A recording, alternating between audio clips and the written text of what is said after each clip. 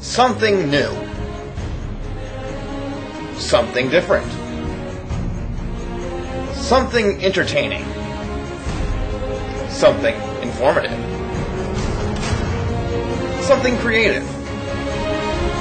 And something to listen to. You are listening to Something Cinematic. A show for moviegoers by a moviegoer.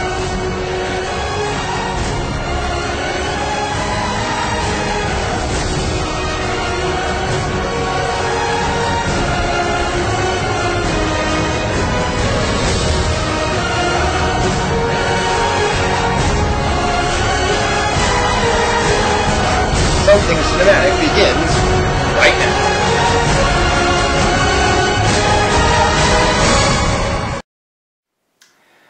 Hey, I am back. I know I've been gone for a little bit, been gone for a month, but long story short on that, I was planning on doing something, lost track, and just forgot about it. But now I am back with Something Cinematic as well as Indiana. We'll be all coming up very shortly within this month, but that is not why I'm here to talk to you today. As you well know, the movies for the summer have ended, and I believe it is time to do another countdown list. So, without further ado, here are my top 9 movies of the summer.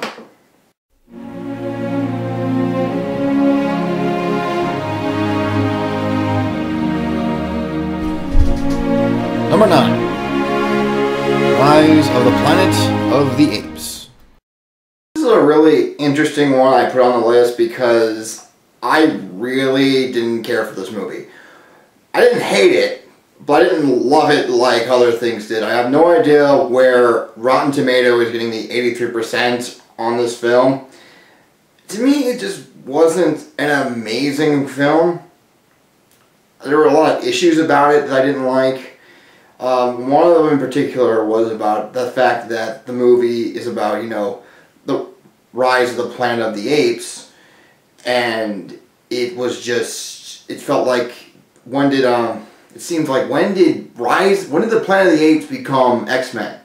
That's what I felt like. And the whole execution of how the evolution of the apes is going to change and take over the entire world was just disappointing. I didn't like it. They didn't really get into it. I'm not sure what they're planning on doing. I think they said they wanted to do another movie or something like that, but really I wasn't impressed with it. However, though I may not have liked it, I can't deny that it wasn't a good movie, because it was good. It was one of the better films to see this summer, but all in all, it's not one of the better ones. It won't be one of the best of this year, but it was still an enjoyable feature. Number 8. Cowboys and Aliens. This was a surprising one because I really enjoyed this movie for what it was. Obviously, it was nothing to take seriously. The whole premise is about cowboys against aliens. But in the end, I enjoyed it. I thought it was something that was different from your standard alien movie. Because you got a lot of those movies out, like Battle of Los Angeles and The Darkest Hour, which is coming out, and it's always a stereotypical alien invasion thing with people running around and whatnot. And I'm getting really tired of that. That's why I really enjoyed Cowboys and Aliens, because it was a little bit different from this premise, and it was believable. Because, it seems weird that these aliens have, who have better technology than the cowboys do, and that the cowboys still put up a fight. And it was still believable, and then they do actually explain that in the film. There's all kinds of things about the film that I enjoyed. I like the performances of Daniel Craig and Harrison Ford, which I have to say, just in recent memory, this is one of Harrison Ford's better performances. It might surprise you, but that's what I got. That's my opinion on that. But there's other actors I liked. Olivia Wilde didn't do a bad job, and then there's of course the greatness of Clancy Brown. And Sam Rockwell's in this movie too. And that's just to name a few of just a very strong and interesting supporting cast. The movie itself is, I know it was hyped a lot, but, and obviously it didn't get the best turnout in the world, but it was still a fun movie for what it was. I mean, it's simple and enjoyable. What's not to get about that? Number 7. Kung Fu Panda 2. I was a fan of Kung Fu Panda, and I was actually upset that I didn't see the movie in theaters when it came out a couple summers ago. But I eventually saw it, and I really like it. It's one of my favorite animated films. Definitely one of my favorites from DreamWorks.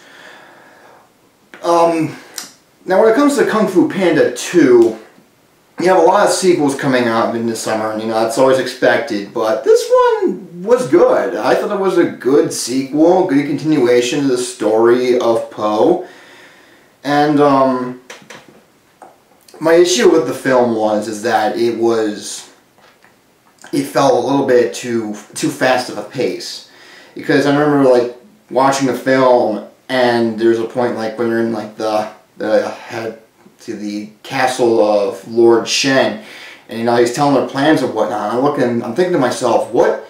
It's like, where are we in the movie? And it's like I don't think it wasn't even an hour in. It's like this felt like it went really, really quick, and it's surprising because it's only like a 90-minute movie, which wasn't unexpected. It just felt like it was much faster than that. In fact, the funny thing is, it's actually faster. It's actually longer than the first one by like a minute or so, but that really bugged me. But aside from that, the movie was quite enjoyable. It was a very I guess a complex story, if you could say that, particularly with Poe's development. I also enjoyed the character of Lord Shen, who was played by Gary Oldman, and I have to say this was his better performances voice-wise. And again, I haven't seen a whole lot of movies of him when he's just doing his voice, when it's just his voice. So I guess there's not really a big competition when it comes to that. But this is one of the better ones for him when it comes to his voice. The movie is fun, of course. It's Kung Fu Panda. What else can you expect? And if you're actually looking for a good sequel, that is one to look for. Number 6. Don't be afraid of the dark. Funny story. I was actually gonna do this movie as a review this week for something cinematic, but I decided to do this instead and just get this on the way because it was going to be on the list anyway, so why not? Don't Be Afraid of the Dark was an impressive horror film.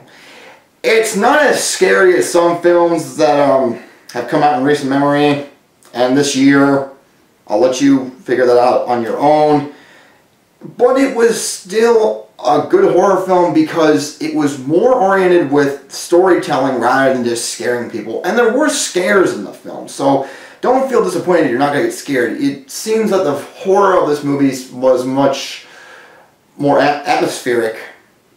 Not the grandest atmosphere you're going to get, but it was still rather impressive. What else can I think about that movie?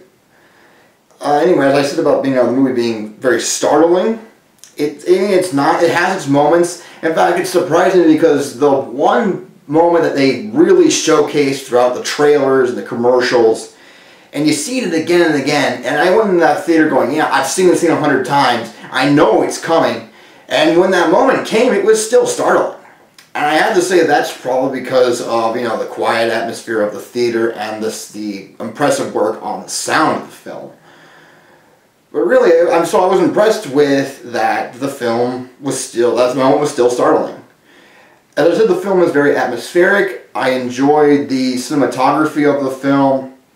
There actually one point where I felt like it looked like very bleak, like Sleepy Hollow, which came out a couple of years ago. I can't remember if it was 1999 or 2000.